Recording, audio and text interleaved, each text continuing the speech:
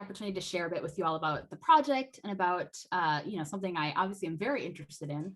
So it's nice when you are invited to kind of geek out about a topic you're very interested in. I definitely will say I still claim Hennepin County, even though I live in St. Paul. When I moved back, St. Paul was a mystery to me. I was like, oh, I've never really been that. It was just that city over there next door. So now I appreciate it, but I'm still a Hennepin County person. So I'd like to start by just sharing a little bit about what led me to my book project and this topic of housing segregation and how I'm approaching it in a way that is a little bit different from some of the other things that you may have read out there. They're all great works. Then I'll give you kind of a brief snippet of a few kind of key things I look at in the book in terms of some of the history, in terms of kind of this idea of the role of political narratives and discourse, and how those shape our understanding of kind of race and space. And then I want to talk a little bit about marketing, which you may be thinking, what does that have to do with housing segregation? But I am going to show you by the end of this talk today. So, I approached this project for me kind of somewhat out of, personal and then later kind of scholarly interest, right? So it was really about something I had known inherently or experientially my whole life growing up, which was, the sense of I was understood, particularly as a Black woman, in certain ways as belonging to certain spaces and not others, right? And as I, got older, I learned that history and understood it to an extent. But it wasn't until, I got my PhD and then began, teaching that I had the tools to really kind of tease out, well, how did this come from not just policies, but, what role does culture play in this, from media and marketing to television and film and music? And how does this all work together to, not just shape kind of some of the landscape of what we see in our still highly segregated cities, but also the ideas we have about the people who live there, right?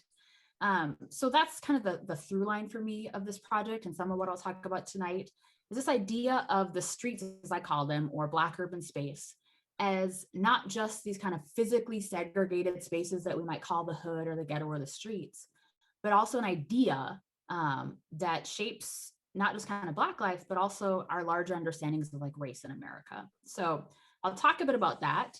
But I also do like to frame this in kind of the relevance here in the Twin Cities, because it is extremely relevant here for many reasons. But leaving the Twin Cities, I realize not a lot of people understand or know a lot about Midwest in general, outside of Chicago, but the Twin Cities in particular. But we're kind of an interesting, both in good and bad ways, example, a really good case study of a lot of the things I'm talking about tonight. So you all probably know that the Twin Cities is consistently over the last several years been voted one of the kind of top 5 most livable cities, right? Partially, because it's very affordable, which that's one of the reasons I'm thankful to be here and no longer on the West Coast. But for, other reasons, we have great parks. I think we used to, I don't know if we still have the title of most parks per capita, but it's a great, great area in many, many reasons, right? I think St. Paul is the city tagline, the most livable city in America. I can't remember it exactly, something like that. So, we taught ourselves and we're voted that way. But yet the flip side of that is, or really, at least for me, things that were framed, the tragedies we saw this past summer with George Floyd, and even years before that with Philando Castile, really causes us to question, well, livable for whom, right? How can it be the most livable, amazing city for some, or the Twin Cities, and then not for others? And outside of those very specific examples, kind of the flip side, unfortunately, is we are also consistently voted over the last 5 years or so, the second worst metro area for Black Americans to live in the country, right? So it's this interesting dichotomy, right? And that's largely due in the studies that they talk about because we're still a highly segregated metro area. And I'll show you a map in a second. We'll talk a little bit about that. But for me, knowing those things and the fact that, again, this is, 2021 and throughout my life growing up in, the late 20th century through today, that's shaped, my life in very tangible ways in terms of, the opportunities and things, but also in less tangible ways. So when before we were setting up Sophie asked me like, well, where particularly did you grow up in Hennepin County so I can say that? And I was like, that's complicated. And I'm going to explain why. Something I talk about in the introduction of my book is, this idea of the streets being something, an entity that shapes Black life in these less tangible ways. And the prime example of that for me is, my childhood growing up. So my mom grew up in the projects over in North Minneapolis, and they've torn them down and replaced them. They're still projects, but now they look a lot nicer than they did when she was growing up in the 60s there. And when we moved back to Minnesota, we would go over there and we drive through and she'd share memories because there's a lot of kind of cultural memory tied to that space, right? And good and community, but also, she's very honest about the limitations and opportunity, the policing, the dangers, the violence. And so for her, she wanted me to have access to, particularly educational opportunities and things that she didn't have growing up in those spaces. So for us, that meant moving to the first ring suburbs, right? So I grew up initially in kind of the Edina Richfield area. And my mom, found like the one projects that was in Edina so that we could live there. And then when we moved out of that into, out of public housing,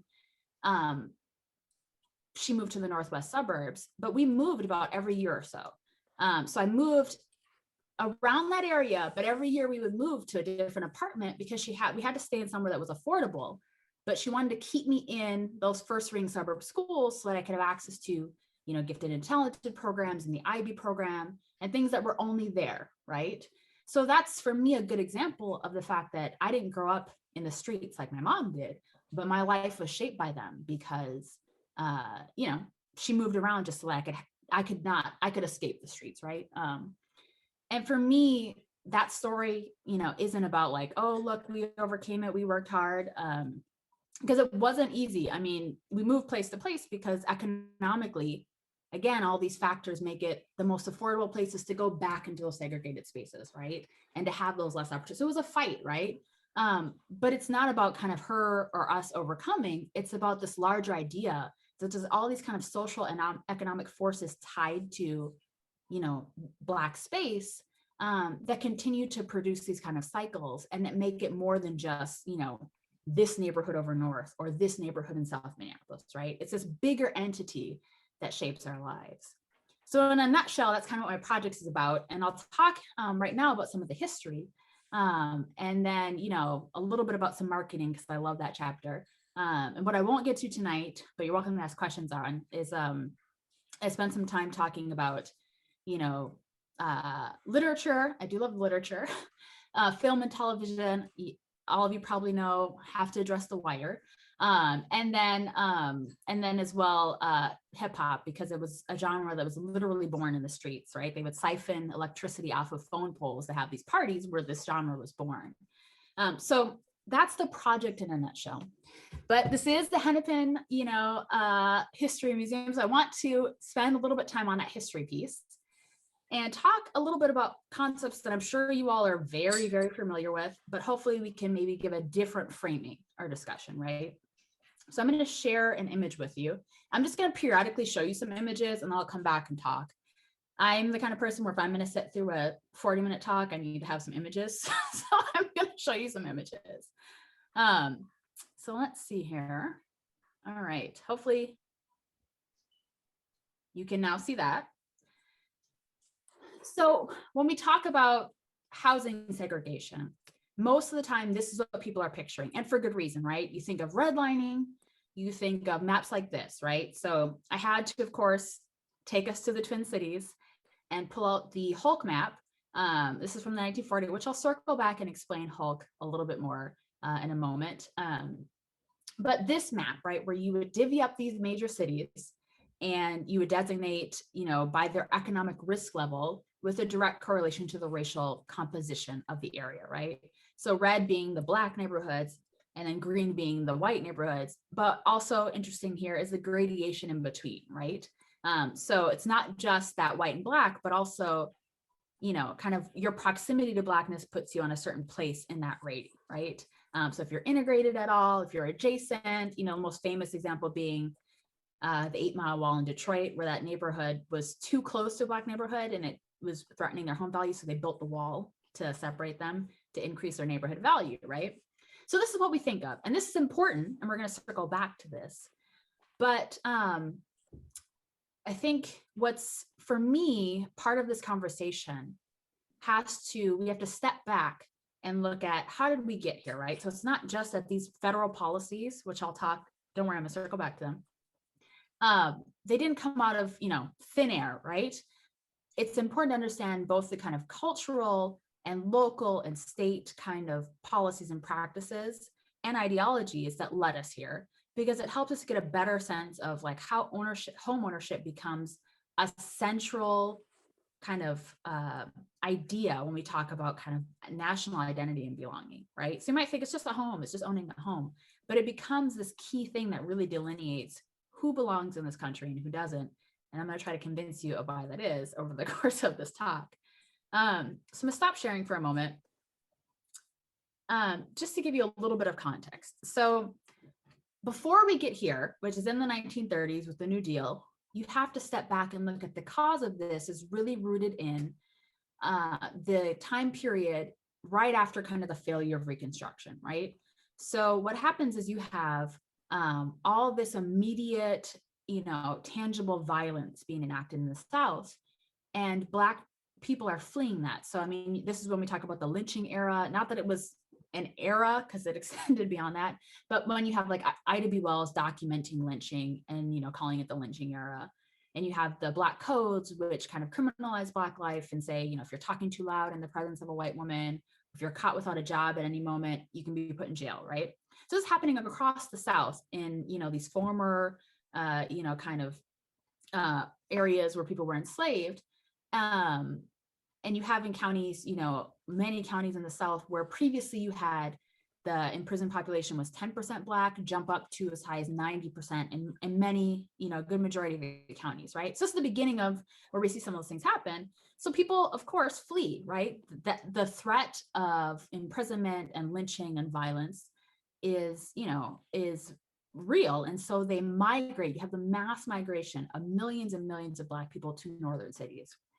And this is important because before this, you did have Black people in northern cities, but it was in much smaller spread out amounts. And there's been some interesting kind of sociological studies on how like there's a litmus for tolerance, right? So W.E.B. Du Bois is a really good example. He grew up in a northern city in Massachusetts with a well-off family. And he talks about how he experienced, relative tolerance, and he, was able to become, sociologist and this really prolific writer and, Black intellectual. But his family is an example of folks where there was very few, so the integration was kind of tolerated. Well, all of a sudden in the early 1900s, when you get these millions and millions of people, things shift, right? And so on a local level, you have, kind of these visceral reactions where, there's neighborhoods are coming together to physically harass Black people as they move in. There's an example that I talk about in my book, and I think Richard Rothstein talks about this too, where a neighborhood got together in the house next door, and they created this like white supremacist clubhouse, and they like raised a flag and played that music and would just harass the family until they moved out. And then you have, examples of, more overt violence in Chicago where there's bombings, right? So you have these things happening. And this is kind of like on a very organic level, people are responding to this mass migration and integration of their neighborhoods, right? So then it shifts from that to these more institutionalized ways through policy. So some of the examples that most people think of are, local covenants, right? So on one hand, you have neighborhoods will come together and they were able legally to first explicitly have racial covenants that said no one Black, and then they name other groups too, can live in this neighborhood. And then when that didn't work, they could then use there were legal rulings that said they could at least have the democratic right to determine who could belong in their community or not. So they find other ways to kind of, codify it. But then on an individual level, you have this in people's deeds, right? And so I'm going to show you, I asked my best friend if I could show you this. When she bought her house a few years ago in Longfellow, we were looking over this deed in her contract, which said that nowhere in the future could anyone sell this house to a Negro or anyone married to a Negro. Like there could be no Black person person in this house, right? And this is in Longfellow, great neighborhood. And of course, we're laughing because, she's Black and now there's a Black family in this house. I'm pretty sure this person is rolling over in their grave. But this is a good example, a local example of, how people were beginning to institutionalize geographic segregation to determine and say, these neighborhoods are for us, right? And then you get it on more, larger scale. I'm going to stop sharing. As you have kind of city planners and they would design certain neighborhoods, whether it's through like the nature of the affordable housing or other means to be the Black neighborhoods and these ones to be the white neighborhoods. So more and more you have this happening, right? And increasing levels.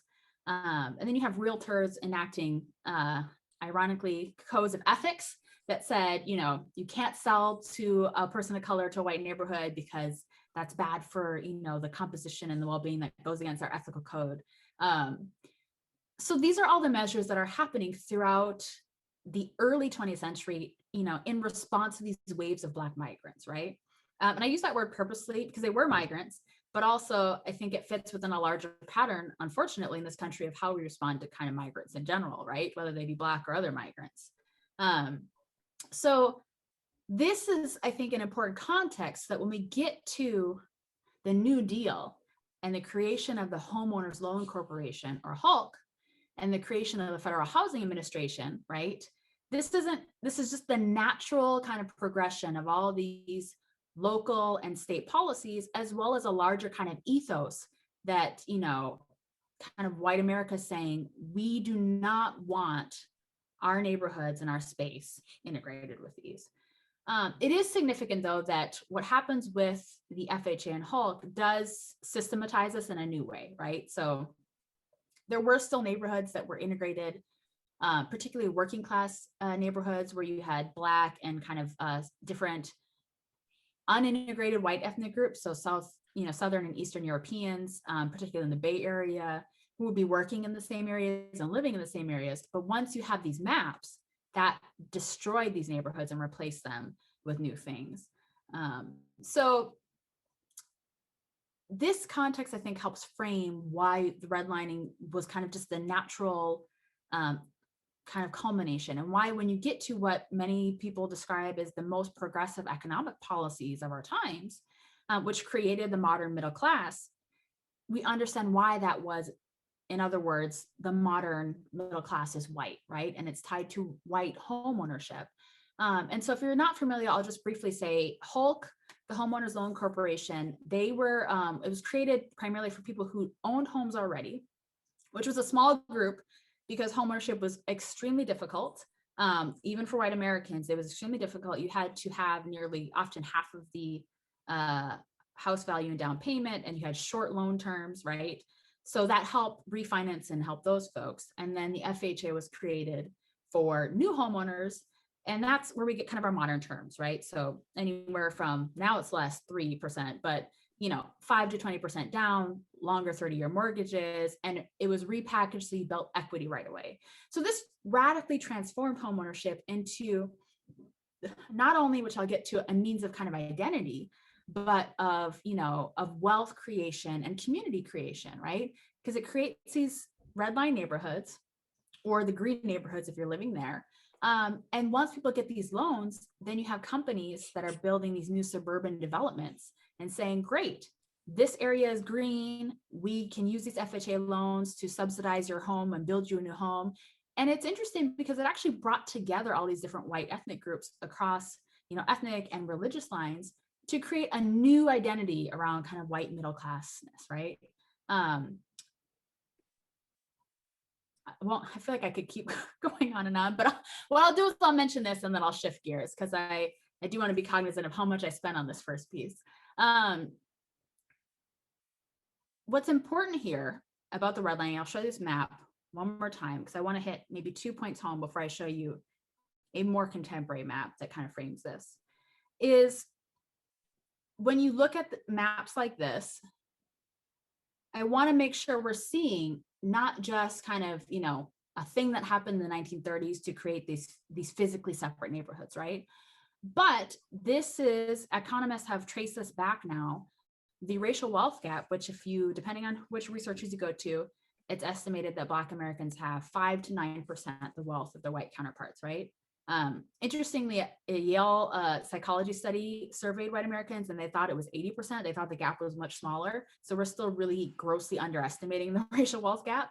But economists have traced that back almost exclusively to the wealth built from homeownership, right? Which is because, not only is it your home, but the equity built there leads to funds for investments and retirement and businesses and, economic and educational opportunities. So it has only kind of grown and grown exponentially since then, right? But the other aspect of this is that these areas that are red would then, through zoning law, be codified with certain kind of behaviors, right? So the most obvious one here is the red neighborhoods, which really Black neighborhoods, are deemed the most hazardous, right, or economically risky. And I point that out because that's one example of an association with Blackness as economically risky that lasts long after the Fair Housing Act is put into place and these policies are abolished. Because sure, you can't say that Black people, can't get these loans, but you can say that if someone is economically risky, they can't have access to loans, right? Or they get worse terms to loans. And this even, if you remember a few years ago, Wells Fargo was in, I feel like Wells Fargo's in the news a lot, but they were in the news for, their quote unquote ghetto loans, right? I mean, these ideologies persist with the idea that Black people are economically risky, and it changes the terms of availability of things. Or even, I think just, the last few months, if you've seen these articles, there's been about 3 or 4 families in the news where they had their homes appraised, and the appraiser saw, the family pictures and knew it was owned by a Black family. And they were like, this is way lower than it should have been. And then they took all the evidence of themselves and their Blackness out and had it reappraised and had $100,000, $200,000 higher appraisal value, right? So this is now, right, 2021, where you still see the lasting legacy of labeling Blackness as economically risky. And so that's one important factor here. The other one is you had zoning laws that would then take these Black neighborhoods and say, well, more bars can be built there, more industrial plants, more sex work was kind of permitted. And this codified Blackness as morally inferior, right? So this is the beginning of these ideologies that in many ways, not only have they persisted, but I argue create narratives that serve to maybe justify or explain away the persistent kind of economic disparities, right? So that's why for me, ideologies are important, part of this kind of historical analysis, because it helps us get to why the Twin Cities area still looks like this, right? So this is from the DOT project. I don't know if you're familiar with it. So some researchers took 2010 census data, and it's like a comprehensive thing where they put a dot for each person's race or ethnicity based off of that census data, so we could get a sense of the racial makeup of neighborhoods across the country. And I know it's not the best picture, but you can see the same neighborhoods largely that were deemed economically risky, right? North Minneapolis, parts of South, still not that long ago are the segregated neighborhoods, unsurprisingly, right? They still carry these notions. And this is part of how we get to the reason why we're still rated kind of one of the worst places, right? And it's not a coincidence that, these are areas where we see some of the incidences that have happened in the news, right? So I think understanding the policies, but also the larger kind of practices and narratives they created helps us get to why things look like this today. I'm gonna stop sharing. So I'm gonna change gears slightly here.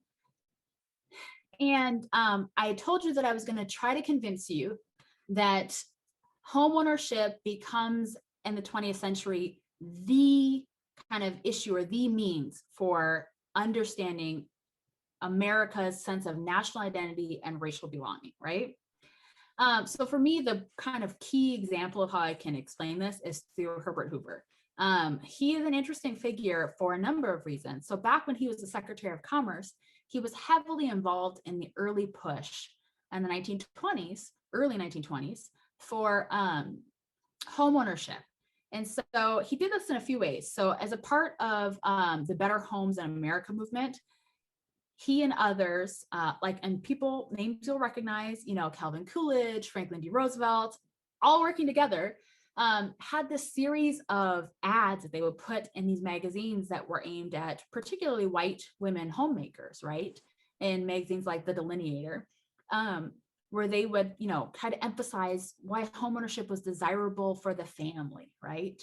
And then, Hoover also worked with different groups on creating these zoning manuals that, again, were heavily based on this idea that neighborhoods should be based on racial composition and segregation, and that was best for the economic well-being of the nation.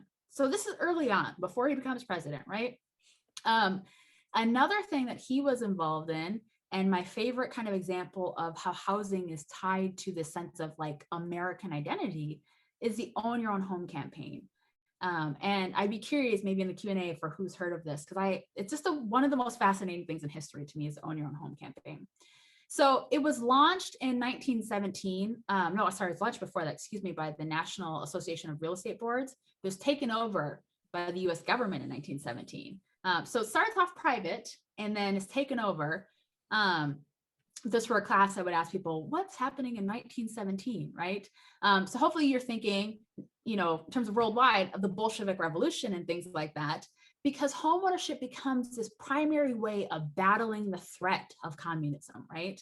And I say this, and probably my former student will know that I say this often, but history, like, you can't make it up. It's so wild. I love it.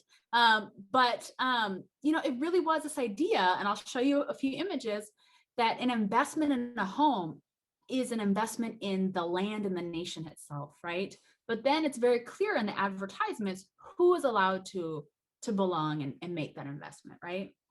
So the Own Your Own Home campaign, I'll show you a couple images. It was really this massive campaign aimed at workers and school children. They'd pass out buttons to school children. They'd put posters up in factories and business offices. So it was across class. But it was this massive campaign to really sell the idea of homeownership. It's important to know this is before those federal policies and New Deal. So it wasn't really financially feasible by a lot of Americans, by a lot of white Americans even, right? But this was really about creating a cultural ethos or an idea of homeownership as central to the nation. So I'm going to show you two images because I think that these will convince you of what I'm trying to say. So let's see here, screen 2 again. So this is one example of the kind of ad that would show up in a poster or in a magazine. And, it says, this man owns his home. And the man who owns his home, is a better worker, husband, father, citizen, and a real American, right? Not a fake American. But it's fascinating here. And there's a lot of time we could do in close reading, which I won't because we'd be here forever. But it's very clear, right? The idea of home ownership and the value of the person who can access and produce that is this, white American, male who is working, and it's tied to his ability to provide, but also his sense of duty to his family and duty to his country, right? And so this is one example of, if you're listening in, if you wouldn't mind muting, that would help. Sorry. But this is one example of some of the images that are circulating and creating this larger kind of system of beliefs around who owns a home and what does that mean, right? And I'll show you one other one. And this is an example of some of the ads that are shown to the women and targeted in like the Delineator magazine. So, where she's thinking about it, and she's like, I'm so glad that I agreed with him when he proposed that we buy our own home. And there's other parts that I didn't include here that I talk about in the book where there's, text that goes along with these of the posters that talk about how the home provides a safer space for the kids and more this and that. And it's, makes more sense than renting, and it's the financially responsible thing to do. And it's the, better thing for the family. But really homeownership becomes very clearly tied to this nuclear, white American family, which now if you ask people, what, or maybe less so today, but if you kind of ask people, what's the ideology of the, the American dream, there's, the house, and historically kind of the, the family with the 2.5 kids and the white picket fence. Well, this is where that comes from, right? It didn't come out of thin air. It was manufactured through these political campaigns, and then later made possible through government policy, right? So for me, it's important that we know, these beliefs that we kind of even export about who America is and what's possible here have these very concrete origins in policy and in kind of political discourse. I think I have time. I just briefly want to share with you an example of, for me, how this kind of culminates in political discourse. So I mentioned to you that Hoover is a part of all this happening in the early 20s, all the way into trajectory to his presidency, right? And again, keep in mind, this is happening at the same time on the local level. You have neighborhoods and these covenants and city planning all reacting to Black migrants. So this is all happening early 20th century at the same time and culminating in the 1930s with the New Deal. So this is, you have the ideological work, you have the local kind of responses, and this is how we end up where we do with all these kind of large scale redlining policies. But Hoover, I think really, well, there's one other thing I'll mention later with the kitchen debate, but Hoover in many ways, I think, exemplifies the notion of homeownership being central to American identity and that being tied to a particular kind of whiteness. In a speech that he gave in 1931, when he was president, at the White House Conference on Home Building and Homeownership. So I'm just going to read a small snippet of it from here, and I warned Sophie that I was going to do this, so hopefully I'll make it semi-interesting. This is a small snippet, but his words really articulate, how central this notion of homeownership was becoming to kind of 20th century US identity. So he goes, "I am confident that the sentiment for homeownership is so embedded in the American heart that millions of people who dwell in tenements, apartments, and rented rows of solid brick have the aspiration for a wider opportunity in ownership of their homes. To possess one's own home is the hope and ambition of almost every individual in our country, whether he lives in a hotel, apartment, or tenement." And he goes on to say, and I'm just going to read this part, "This aspiration penetrates the heart of our national well-being. It makes for happier married life. It makes for better children. It makes for confidence and security. It makes for courage to meet the battle of life. It makes for better citizenship." Then I'm going to skip down a little bit. Those immortal ballads, "Home Sweet Home," "My Old Kentucky Home," and "The Little Gray Home in the West" were not written about tenements or apartments.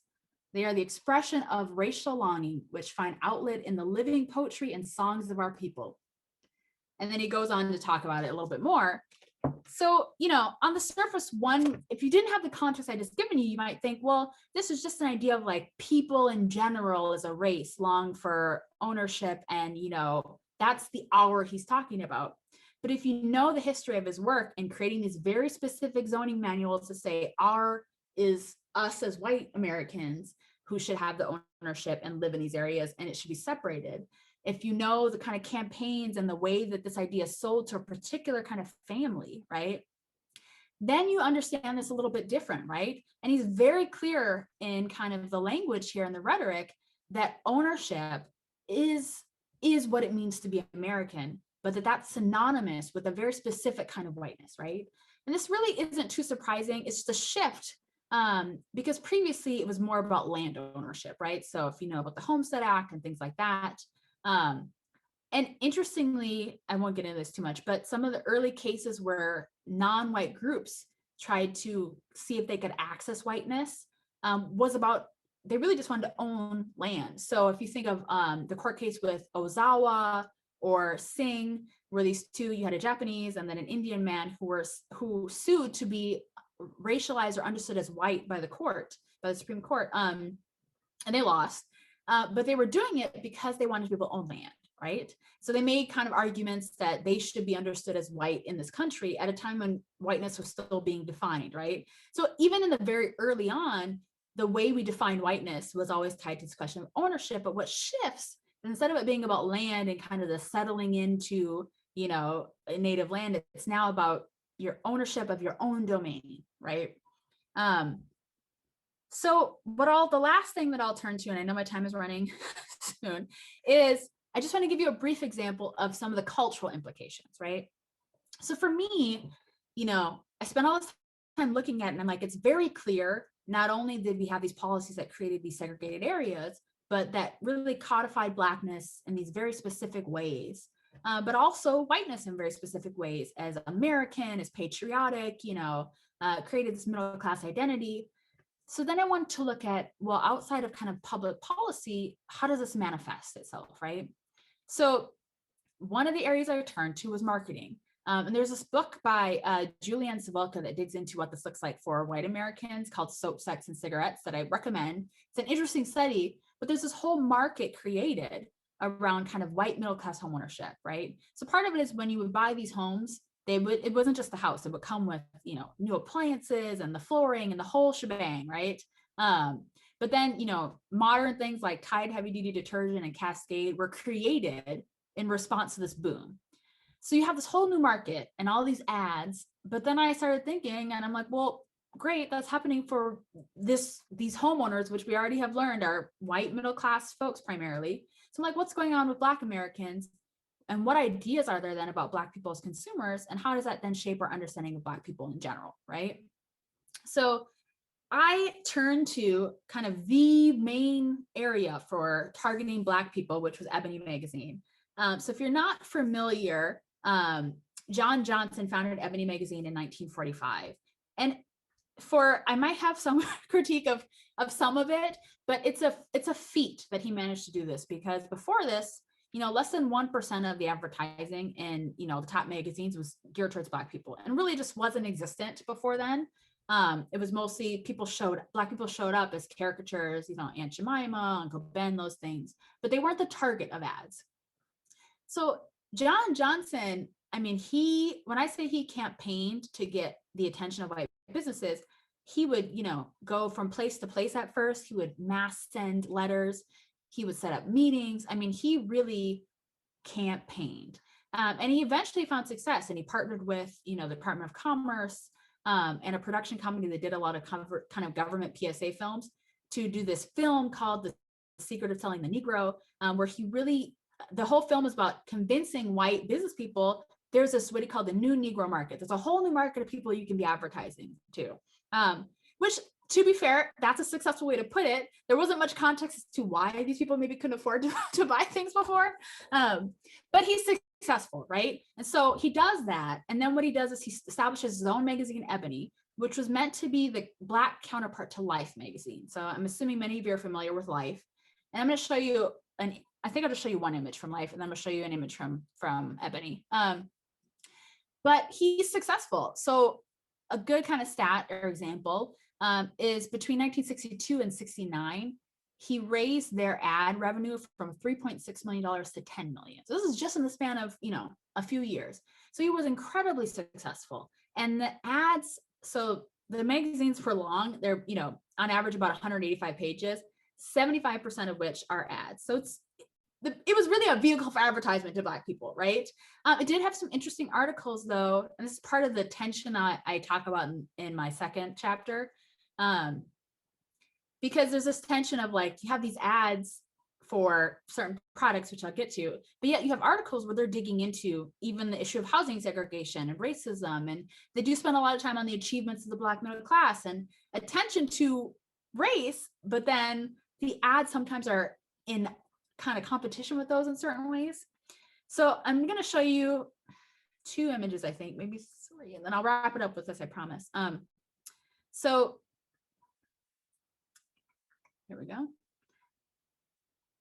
So just so you see it, I want you to get the contrast here of these are some of the images in Life magazine.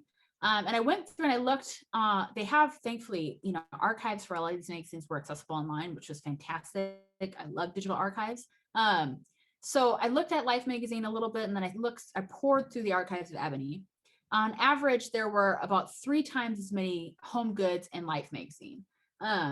Now these are for Frigidaire, and you'll see again a very domestic picture of the family, and you see the whole house, not just the refrigerator.